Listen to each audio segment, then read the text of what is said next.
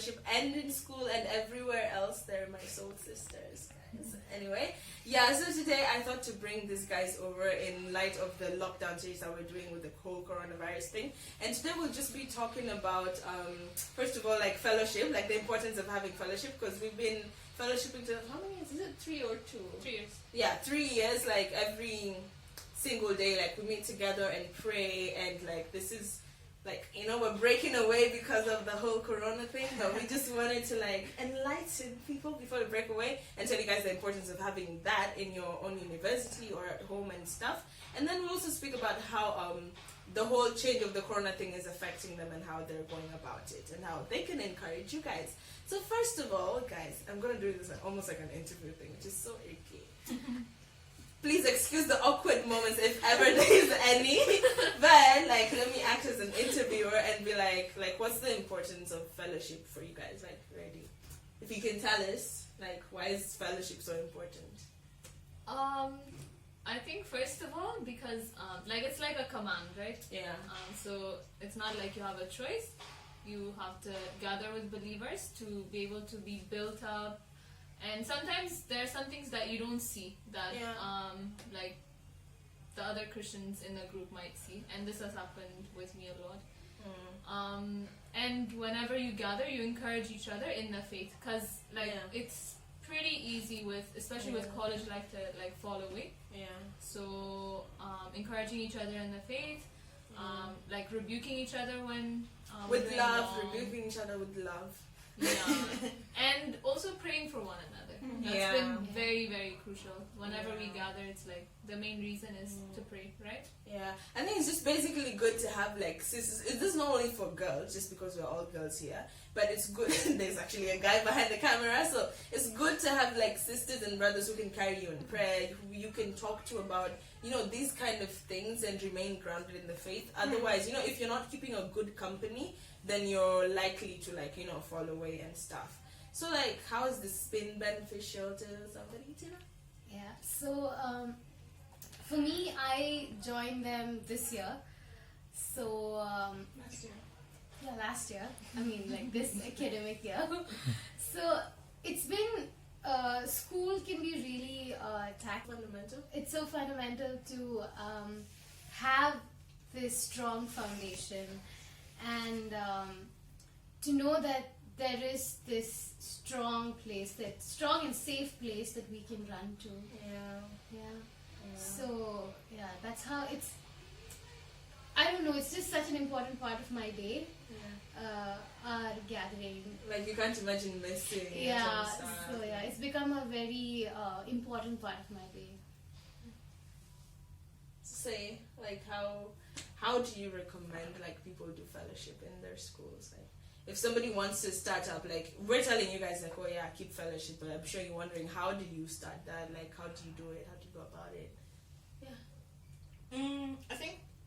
Wait, that wasn't my question. That was Red's question. I think it's switched now. So you just have to answer it. I don't know. I think you need to find people who are like-minded with you. You know, believers first of all. People who can urge you on and spur you on, and like don't feel shy to ask someone to pray with you. Right? Approaching people. Yeah. You know, it's really important to have someone to pray with you, for you, like Red said, to spur you on in the faith. Yeah. Be open to people. Yeah. And actively look for Christians in your school. You know, sometimes like you're just in the school and you're like, I don't want to tell people I'm a Christian, or like I don't want them to know. Like you're kind of shy about your identity and you don't want to like even put it on like a class group, like, oh, are there any Christians here and stuff, you know? Actually, that's how we started out, right? Like in the beginning, like in our first year, just finding that there was other Christians around, and we're like, yeah, let's do even like an actual bigger fellowship, and then let's have like a close-knit kind of fellowship every day. So like what Harriet said, don't be afraid to like go out and ask people. So anyway, nonetheless, all of you guys are leaving because of the coronavirus and stuff. It's not an interview, just feel chill. Feel like you're not like just sitting there waiting for me to ask you a question. It's literally my phone. Just my phone, you know. Okay? It's just me. Okay. No, trust me, it's not that serious. Then just be free. That's what we usually do in the I am thing, free. okay? Me, I'm You've just been set free by the blood, okay? Yeah. Be free. So, like, how do you feel about the coronavirus? Like, do you feel so inconvenienced, like, with everything that has happened? If so, what's the level of inconvenience that you're feeling? I think for me, it's really just opened my eyes to seeing how insignificant I am and my plans. You know, you have all these plans. By this date, I'm gonna do this. I would have accomplished this.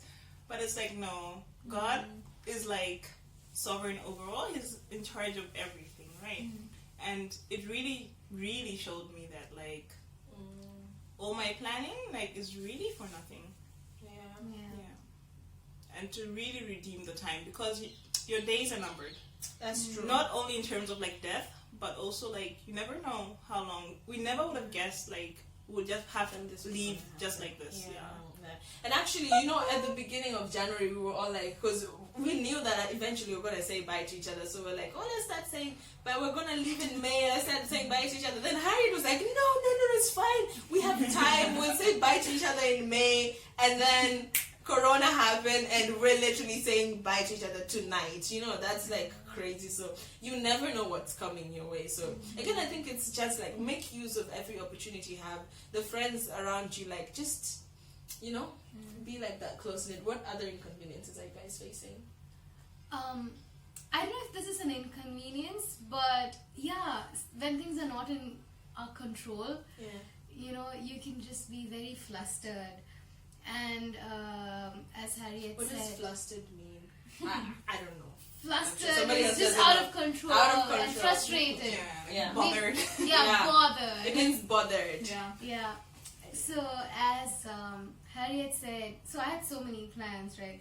You know, this is gonna come, and this company is coming. I want to write that test, and this is happening. I'm gonna take place. I'm gonna graduate. I'm gonna move to this place. Yeah. So right now, I just have to pack up and go home, and I don't know when I'm coming back. And you don't know where you're going even from home. Yeah, it's just I don't know, and to just step into that uncertainty is a little difficult. But we were talking yesterday, and then I was just reminded that, you know, we are uncertain, but God is certain. Like He knows, and to just know that, to just believe and know that He is sovereign. Oh, that peace, I think that is the peace that passes all understanding. Like I don't know how I can be calm right now. So yeah, that peace, like when I know that God is sovereign. That's what's making the difference for me. Yeah, in this inconvenience. Yeah. In this flustered feeling. I hope my English teacher is not watching this, but I have a feeling she is. Shout out to Miss Nondi. I tried. What about you, Reddy? I'm pretty much in denial. Yeah, she's been in denial the whole time.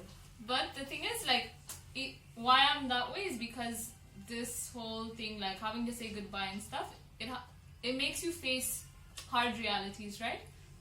But eventually, that's also an opportunity to turn to God with honesty. Like if I'm fearing what's coming, then I can go to God and say I'm afraid, right? If I'm feeling heartbroken over potentially ending relationships, I can also go to God with that. So it's an opportunity to just present my heart to God, which I should do. I think for me, the way it hit me was kind of similar to what Tina and Harriet said. Like, you know, you have like all these plans. You've said that you're gonna do A, B, C, D. Like, I had planned everything, you guys. I'm such a planner. If it was about buying stuff for graduation, I have it in my closet. Okay, like I bought everything that I needed by January, and my dad can even testify to this. I was driving him crazy, like with lists and stuff. And then, because we all thought like it was just gonna happen, like May was gonna come, we were gonna finish, you know, get your degrees, and that's it. And then boom, God's like, you've never been in control. You weren't in control to begin with, and you don't know what's gonna happen. So for me, it put everything on hold. Like ever since this thing started happening, and then I lost everything that I had put in place in my plan. I was just like, you know what, no more planning. Like every day I wake up, it's a spontaneous day. I don't even write a to-do list, nothing, because you don't know what's gonna happen, kind of thing. So for me, that's how it has affected me, and I'm sure some of you can relate to some of the things you've said, like let's say maybe school or employment, you know, or just weddings. By the way, those who are getting married, man, I don't know what the Lord is trying to tell you. Maybe you need to think more. I don't know, but you know, you need to pray about it right this time. Think about it. Think hard about it. Yeah. So a lot of plans like weddings, school, employment. The next seasons of your life, some of you are stranded somewhere, so everyone's like really receiving it differently and facing a lot of challenges about it. And do you want to speak of another challenge you're facing? Like how is it now transitioning, like maybe going back home or going to other spaces, you know? Yeah. Tell us. Okay, so for me, I'm very comfortable here. I love it here. I love my room. I love the lectures over here. The professors are amazing. So prior to this, I was working, and then I came back to university. So it's just that, you know, it's something that I really wanted to do. And to not have lectures, to not, you know, just be in this space is just difficult. For me, I thought this year is gonna be the time when I'm gonna read so many things, I'm gonna do so many projects. So now I'm just packing up and leaving. And you know, I was texting my dad and I said, I'm a little sad that I'm missing out on whatever was planned. But again, it's, you know, it's fine. Yeah, it's really fine. It's really fine because I think there is a purpose of me going home right now as well. Sometimes we just don't want to, but you know, sometimes we just need to. Like it is the need of the hour. And and I know like some people will like find it hard even to just like think about the whole idea of going back home or being with family, because I don't know, maybe not everybody enjoys the company of their family that much, but now you don't have a choice, or maybe like you're a parent and you don't really want to stay home with your kids, to be honest, and you feel like it's gonna drive you mad. Like what advice can you guys give to those people, like those who are like kind of scared to go home, they're like there's gonna be chaos at home or things like that? Like what would you tell them? Harriet? First of all, His grace is always sufficient for every situation in life, every hardship. His grace is always sufficient. And we're supposed to love each other. You know, the command to love is not with conditions. It's not love them when it's easy or when they're lovable. You're supposed to love and be quick to forgive. And You want to say something? It might be difficult, so when Harriet tells me these things, I'll be like, oh, it's easier said than done. Harriet, it's easier said than done. But, we need to do these things. And that's what we are here for, to love one another. And we fall, and we make mistakes. And that's okay. Mistakes. And it's so important not to beat yourself up, and to give yourself chances. And to give others chances. Sometimes really to give others chances. That's true.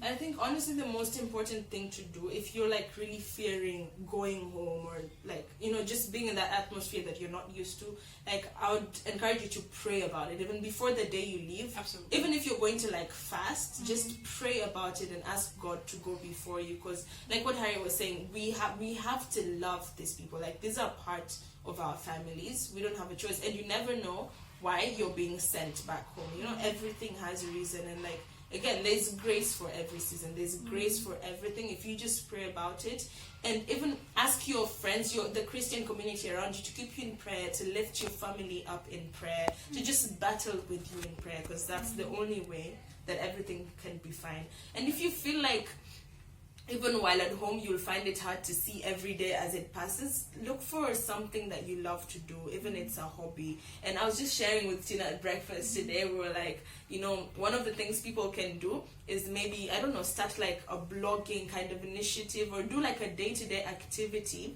where you're documenting how you're coping with the situation. Because, you know, you don't know how many other people are facing the same thing, how many other people do not want to be home. So by you sharing how you're coping with it, you're kind of like encouraging them, right? Do you guys want to add anything? No? You don't add anything? Yeah. So basically that was it for the video, guys. I hope you're encouraged. If you have questions, comments, leave them down below. Do you guys have any like final words to say? Yeah. Something that I really like about 4 of us is that we're from 4 different countries. Yeah, by the way. Yeah. She's from Malawi, she's from India, she's from Ethiopia, I'm from Kenya. And it just takes my breath away, and it overwhelms me each time we sit together and pray, because sometimes we say, like, you know, people are divided by culture and language and all of that, but when Christ is there, when His love is there, the unity is so strong. And if you ask us, I feel we're very similar. Like, We're united in faith.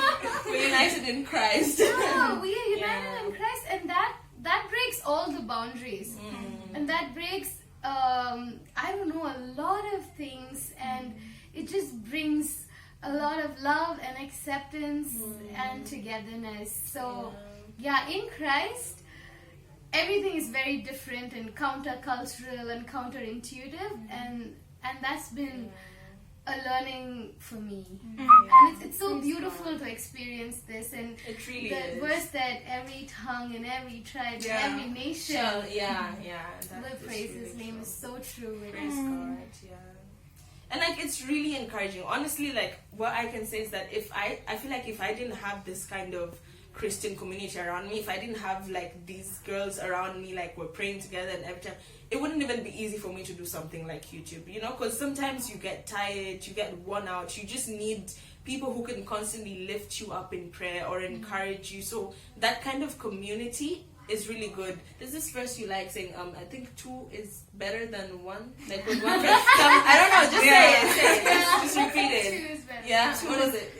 Wait, is it 2 is better than 1? Yeah, it's like a verse kind of thing. Falls. Yeah, if one falls, the to other. him who falls and he has no one to lift him up. Yeah, which verse is that? It's Ecclesiastes. Yeah, I really love that. Like there was a time she posted that like to me and stuff, and I thought about it and it's really sunk in. So I would really encourage you to look for a Christian community that you can be so close knit with and speak about your burdens, even your temptations, and like you can advise each other on how to rise above it, and above all get mentors even within your church community who can hold you accountable and be like, did you guys meet throughout the week, or like, because we meet every day, right? We have prayer every day from 8:30 to 9:30 or like or midnight for as long as we have to pray every single day except Saturday, right? Except Saturday we meet and we pray, and it's been really, really refreshing. So do consider that. Do you want to say something? Do you want to say something? No? I think all I want to add is that because you are different people, like we have different histories, different backgrounds, you have to be also very like accommodating to other people, right? You can't like nitpick everything. It's like, oh, we don't do it like this where I come from. I don't want that. You have to be, be united in the faith. So that's pretty much it, guys. Thank you so much for watching, and bye. So don't forget to like, subscribe, and share. Yes, thank you. Bye. And stop.